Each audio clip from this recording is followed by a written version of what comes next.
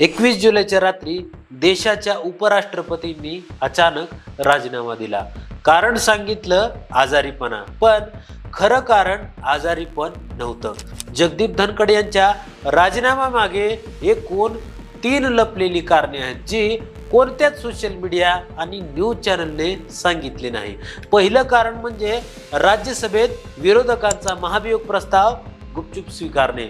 2025च्या मार्च महिन्यामध्ये इलाहाबाद हायकोर्टचे जस्टिस यशवंत वर्मा यांच्या सरकारी बंगल्यातून सुमारे 15 कोटी रुपयांच्या जळालेल्या नोटांचा 1.5 फूट उंच ढिगारा सापडल्याचा आरोप झाला।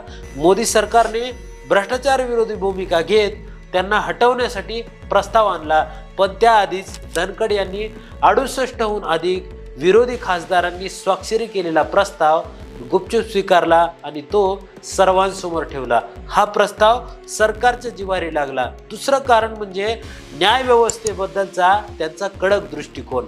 7 जुलै रोजी न्यायव्यवस्थेबद्दल त्यांनी एक वक्तव्य केलं, निवृत्तीनंतर न्यायाधीशांना पदे देणे न्यायव्यवस्था कमकुवत करते। या विधानामुळे सुद्धा बराच पेच निर्माण झाला।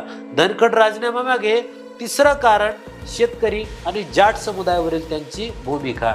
धनखड यांनी एका सभेत जाहीर विधान केलं होतं, किसान अभी भी विरोध क्यों कर रहे हैं, क्योंकि उन्हें वो नहीं मिला जिसका वादा किया था।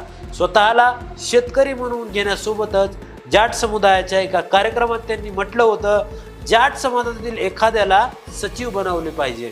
धनखड यांच्या अशा विधानांमुळे सरकार वारंवार अस्वस्थ होत होतं, त्यामुळेच अखेर त्यांची कारकीर्द संपली।